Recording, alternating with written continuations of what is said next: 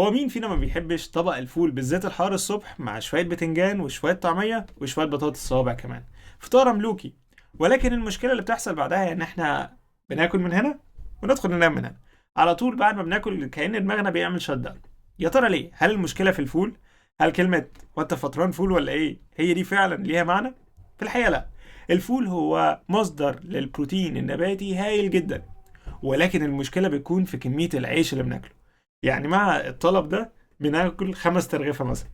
المشكلة بقى هنا في ال5 ترغيفة دول مش في الفول.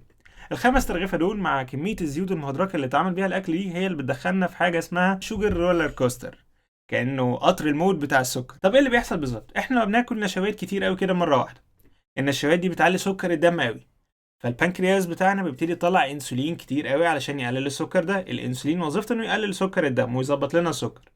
فبعدها الانسولين طلع بكميات كبيره قوي، فالسكر قل قوي مره واحده. فالسكر لما هيقل ده اللي بيخلينا نحس بان احنا تعبانين وهمدانين ومش قادرين نشتغل، لان السكر هو البنزين بتاعنا. فلو سكر الدم قل هنبتدي نحس بان احنا تعبانين. طب ايه الحل؟ الحل هو ان انت بدل ما تاكل 5 ترغفة، لا، كل الفول بالمعلقة وكل عيش بالردة، عشان الردة دي بتدينا احساس بالشبع برضو لان فيها الياف. كل عيش بردة، وما تكترش فيه برضه، رغيف او 2 بكتير قوي. حاول كمان تزود جبنه قريش وبيض، لان الاتنين دول مصادر هايله للبروتين، والبروتين بيدينا احساس بالشبع من غير ما يزود في السكر بتاع الدم. تالت حاجه، ابعد عن المقليات الصبح، يعني مش لازم بطاطس وطعميه، مش لازم الحاجات اللي هي غرقانه في الزيت دي. جرب تغير فطارك وفي خلال 3 ايام بس هتلاقي فرق كبير جدا في تركيزك وفي مستوى نشاطك.